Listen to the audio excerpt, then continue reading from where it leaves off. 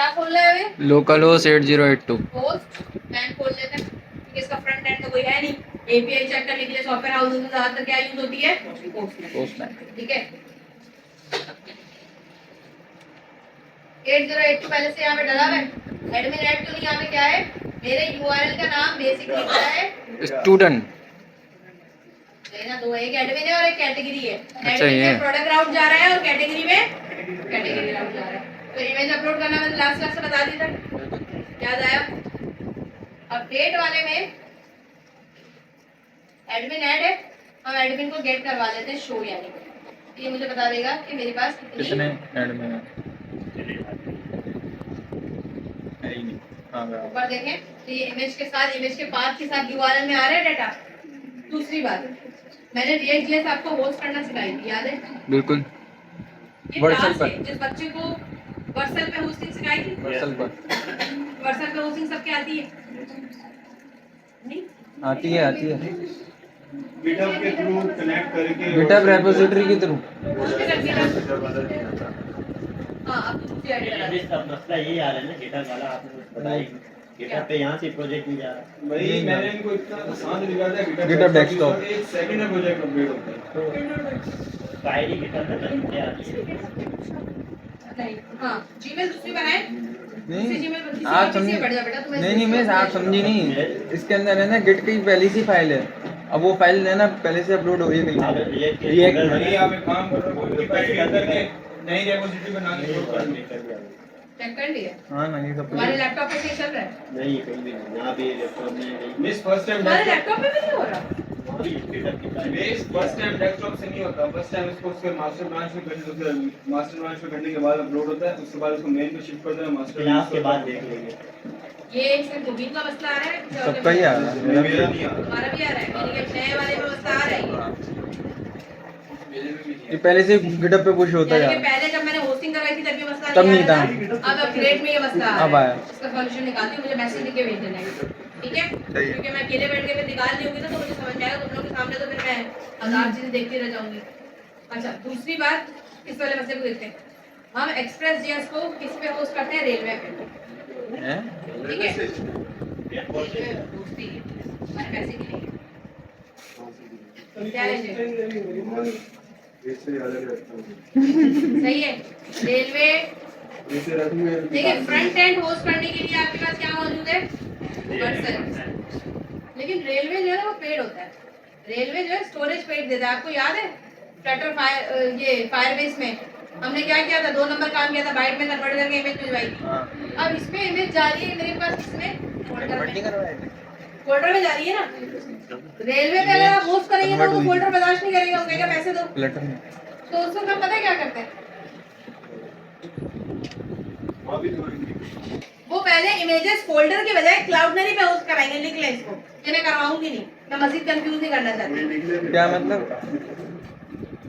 क्लाउडनरी एक online free cloud है जिसपे आप मल्टीपल इमेजेस स्टोर करवा सकते इसका दो हाँ? नहीं है इमेजेस। हैं। क्लाउडनरी क्लाउडनरी। क्या हुआ अंदर? देख लेना। क्या ये फ्री होस्टिंग है? क्लाउडनरी, क्लाउडनरी, ठीक है? ये क्लाउडनरी। क्लाउडनरी एक फ्री क्लाउड है जिसपे आप इमेजेस सेव करवा सकते हैं। अगर सारे लोग इमेज क्लाउडनरी पे सेव करा के उसका यूआरएल उठाएं और इस मोंगोडीबी में सेट करवा दें तो ऑनलाइन हो गई आपकी इमेजेस। अभी हम क्या कर रहे हैं? इमेजेस को फोल्डर में रख के उसका पाथ सेव करवा रहे हैं। हाँ। ऐसे ही हो रहा है, ये देखिए फोल्डर का पाथ आ रहा है, ये इसकी जगह क्लाउडनरी का पाथ सेव हो जाएगा। क्लाउडनरी एक ऑनलाइन क्लाउड है, उसके लिए 10,000 कोडिंग और करनी होती है, इसलिए मैंने नहीं की। लेकिन जो बच्चे होस्टिंग करेंगे ना रेलवे पे, फ्यूचर में जाके अगर कोई मर्ज स्टैक का डेवलपर बनता है, ये प्रोजेक्ट यही करना होगा। क्लाउडनरी क्लाउडनरी ही करना है। ये ये प्रोजेक्ट पे होस्टिंग की कोई रिक्वायरमेंट नहीं है। अगर कोई बच्चा आगे जाके मर्ज स्टैक डेवलपर बनता है तो उसको तो पता होनी चाहिए ना ये चीज। अब वो कहेंगे मिस हमने तो भाई फोल्डर में किया था, अब वो कह रहे हैं कि फोल्डर जो है वो पेज देगा। नहीं, खेलने की चीज ये तो थोड़ी सी हटा मजाक नहीं लेता, कोई बंडा ही दे दिया कोई। सही है। अब क्लाउडनरी क्या है मेरे पास? फ्री क्लाउड है जो इमेजेस स्टोर करवाता है। फ्री क्लाउड है। हाँ, क्लाउड आप तो अभी बोल रहे थे पेड है। तुम लोग बिल्कुल पागल हो जाओगे इसके पीछे। मैं क्लाउडनरी खोल के हम दिखाऊंगी। लोग बाद में कैसे करेंगे जब आप पागल हो जाएंगे। 2-3 लाइन का कोड है, दे दूंगी। दे दिएगा मर्ज स्टैक डेवलपर बनना है। मैं अभी आपको ये बोल ही नहीं रही कि आप करें वो। मैंने कहा आगे जाके जो कोई फुल स्टैक डेवलपर बनेगा वो यहाँ से ले लेना।